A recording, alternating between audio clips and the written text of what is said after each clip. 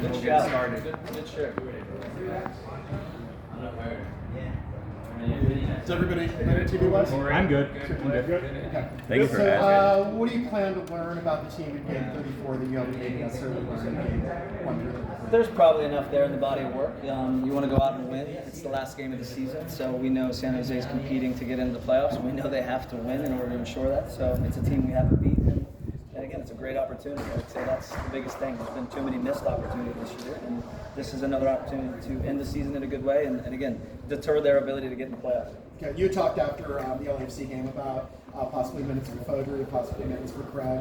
Any indication? Yeah, they probably won't see minutes in this game. I think CJ is going to probably play with his team in the finals, and I think for Brandon it was great. He got games with U23s against Japan, and who else did they play?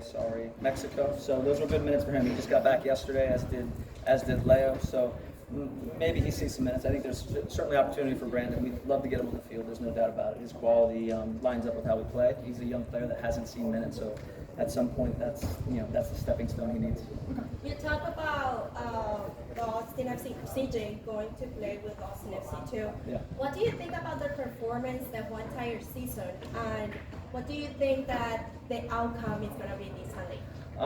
I think they'll win. I think they're a very good team. They're very good defensively. I think Damian Loss has had an extremely good year. That's put him in a position where he's now our second keeper. He's been on the bench. Obviously, he'll play in that game for Austin too. I think CJ in a like situation. I think he came in this year. He was extremely unfit, a little bit unsure of himself in this space, and the ability to now adapt and live with the Austin FC 2 team allowed him to grow and certainly mature and learn to understand how we play. And thus, he's also seen more minutes and more time with the first team. So I think that's exactly what the second team is for, and it's proved and paid dividends for a number of players. You mentioned how Leo's got minutes for the international play. When you watch him in that type of atmosphere, is it more like fan-wise, or are you still like in coach mode? Like, what do you think? It's always coach mode. It's hard to disconnect. I watch my 13-year-old daughter play games, and it's hard to disconnect from the coaching side of it. But it's good to see Leo out there. He's an international player. Obviously, we watched the game. The first game against Slovenia where he started. It was unfortunate, the penalty, but it's good to see him out there with those teams. Those are good opponents. Those are good situations to play, and as a player, those are your goals as a player, is to play for the national team and to represent your country at World Cup. So for Leo, it was, I think, a beneficial trip given that he was out for 2.5 months this year and missed some opportunities with that national team. But we're glad to have him back. Good to see in some regards. He didn't play minutes in that last one, so there's just travel that he has to navigate, but he should be fully fit and available. He was able to train with us today, so good to have him back, but always awesome to see him play. Would you rest Drusi and some of the other guys who've had injuries this week? Or No, there's no resting. These guys got plenty of time to rest in the offseason. As I said, we've had so many opportunities that we have missed this year from start to finish. It's another great opportunity to go out and win. Anytime you get out here, you get to represent the club and obviously our fan base, and there's plenty of disappointment, but put it behind us, end the season in a good way and get ready for 2024. And on that note, why would it be so important to end the season with the win? Well, I think it's just from a morale standpoint. These guys have, again, at times performed extremely well and didn't come away with what they could have. And that's a story that's been probably sung and said too often. Again, that has a lot of different reasons in our eyes as how that's taken place. But you want to win. You want to end on a good note. Obviously, we know it's San Jose is playing for something different than us. But these are pros. They're playing for contracts. Some guys' options will or will not be picked up. There's how you end the season in the coach's eyes, in your own eyes, and again, it's an opportunity for us to see what the future holds. Last week, Sporting Director Burrell backed you publicly for the second time. How did that feel to know that you have that job security going into the offseason? It's good. It's good. I think we talk openly about what this position is about, what this role is about, so it's good. Most Generation Adidas contracts last about 3 years, so there's been a lot of speculation about where Danny's at contract-wise. Does he have another year in his contract? Yeah, I think those are questions for Rodolfo Burrell.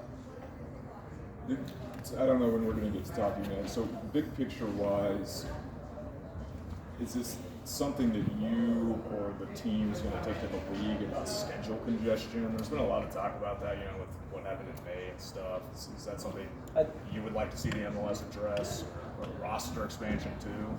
I think there's a lot in that question. There's a lot of things that can come from everything that you just said is quite accurate and true, and I think all those things are being addressed. I sit in on coaches committee meetings with the league on that front as far as integrity of the game, player health, certainly the competitions and how they take a toll on the season, how we line up and what it looks like in the playoffs. So I think the good thing is there's always good discussions about it, and I think those things will remain a discussion in the offseason. How have the coaching staff and the players been able to maintain team morale and motivation during a challenging season like this? Well, you try to stay, connected with the players, and obviously you get to this part of the season now when you don't have, really any weight on the game, and it's easy for that to fade. Obviously, we come off an international break. Again, we know there's players that understand they'll be free agents or understand their contracts may or may not get picked up, or are already in a position where they are staying in the club or they are leaving the club. So you try to, again, you work in a good way so that players their time and their experience here is exactly that. It's memorable. It's something they look back on fondly. I think we try to treat players in a good way. And obviously you can't control everything. This was a season where you underperformed. There's going to be many changes, and those things will start immediately. Now, piggybacking off of what he was asking a minute ago about some of the changes that have happened in the organization from last week, how do you think that's going to help the organization moving forward? Well, I think there's transfer windows that will help from a player standpoint and acquisition. It's still going to take time. You have to, obviously you have to clear some salary to bring in some players. Some players will fall off for a number of reasons. We've done really good in the free agency space. It's a desirable place to come, the way that we play, certainly our fan base. And we got to have, certainly more acquisitions abroad. I think we've missed 2 transfer windows where we really, for a number of reasons, weren't able to utilize that time and that space to make the team better, enhance the team. I think Roto's spoke openly about it. He's enhanced the scouting and recruitment side. He's on the phone talking about current deals for players inside the league, and those things will continue. And it's not the fun side of it, but it's the real side of it. You have to perform, and that's players and coaches, or we live with consequences, and sometimes that's changes in players, changes in staff. So we're all aware of that. In regard to the success that Austin FC2 has had, obviously playing for a championship this weekend, for a relatively new fan base, how often does success at that level translate to eventual success and to the next? Yeah, I think the goal of the Austin FC2 team is to provide an atmosphere and certainly some symmetry to the first team where they can now step from that environment into our environment and perform. There's a big distance between what Austin FC2's level of play is compared to the first league, and it's not to belittle that, it's just that's the reality. And these are 17, 18, 19, 20-year-olds playing against each other, and these are men that play internationally for their countries and have been in the league for a long time. So again, we are extremely pleased with what's happened with the number of our young players, and that's what we didn't have that last year for the Kip Kellers and certainly Damian Loss, and that's what that provides. It's an area to play games, to feel the stress, to have success, to have failures, to keep building, and now ultimately to be able to play in a situation where you're playing the reigning champions for a title at their field. And I think those experiences also lend to the players' ability to grow and mature, not just emotionally, physically, but tactically and technically to what our level looks like. Yeah, since we last talked to you, Sean Rubio left the club, goes back to Toronto. So obviously you had some work with him on the sporting side of things first part of the year. He was pretty instrumental, I believe, in building Austin FC2. So just kind of thoughts about his departure and just kind of well wishes or whatnot. Sean's another guy. We've had a number of staff members and positions change. So he was part of the team and the family for a number of years. We're super appreciative of everything that he did. Again, what we achieved, doesn't go unsaid. It's a lot of pieces that go into building this and having success, and you want to build sustainable success. And we, I think for a number of reasons, we clearly didn't have the sustained success based off last year, so we want to correct that in the offseason. But awesome guy, did an incredible job, and again, we were on the verge of playing in the MLS Cup last year, so he's certainly part of the responsibility for that. And you've seen the success with ATX too. So a couple of those young players have been able to step into the first team, and we hope they win the championship in Columbus. You mentioned symmetry in terms of style of play, but looking at Austin FC2 versus the first team, one of the biggest glaring things is the defense. Is super solid at Austin FC2, but very leaky at the first team. What do you attribute that to? I think decision making, individual errors, and again, the game is much more challenging at this level. I think that comes down to it as well. But give Damian a lot of credit; he's done a tremendous job. You have a good experienced line in the ATX2 side. The games are tough, and we got to do better defensively as a group, as an organization. You know, I think it's obvious. You know, there were a number of mistakes, I'd say, from Leagues Cup beyond, where we just gave up way too many goals, and some of that's decision making, and some of it's just plain and simple individual defending. So you got to look at bringing in new players to help out the individual defending, and we as coaches got to continue to help them so that they make better decisions. I know you can't give us actual numbers, but can the fan base expect an expansion of the salary cap by the league this offseason? And again, I think that's something for Rodolfo. Okay.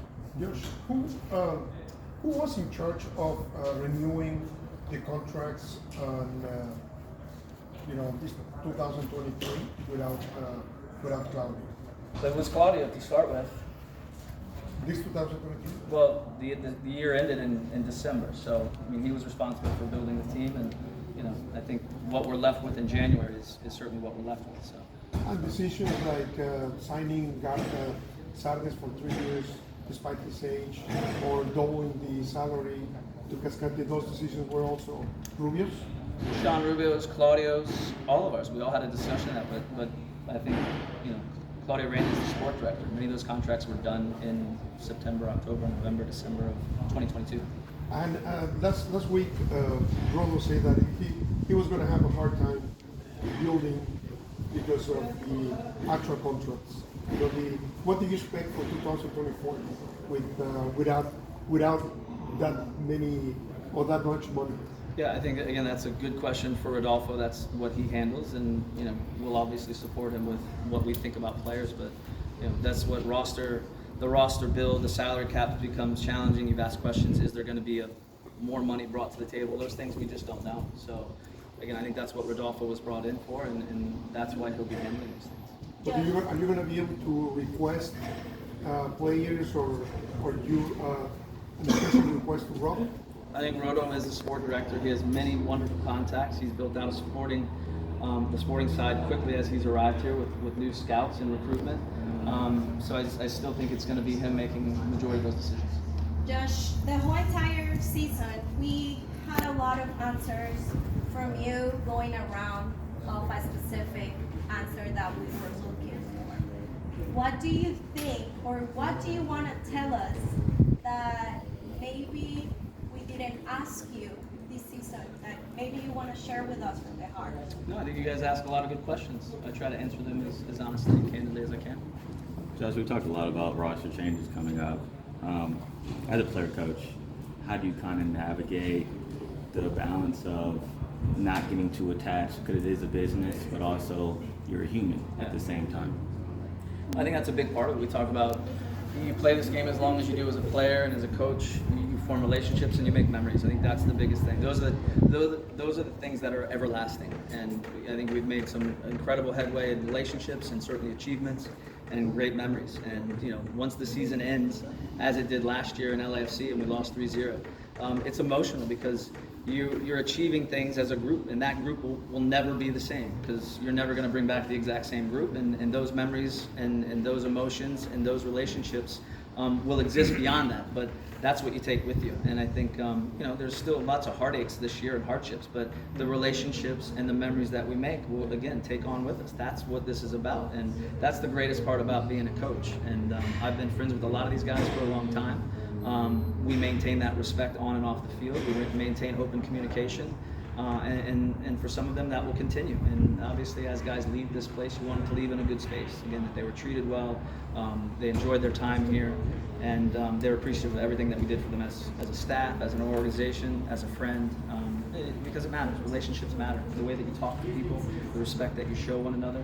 In our space, I think that's how we view it. It may be different in the media space, but that's important to us. So with that being said, what are you taking away from this particular group? I think we missed a lot of opportunities.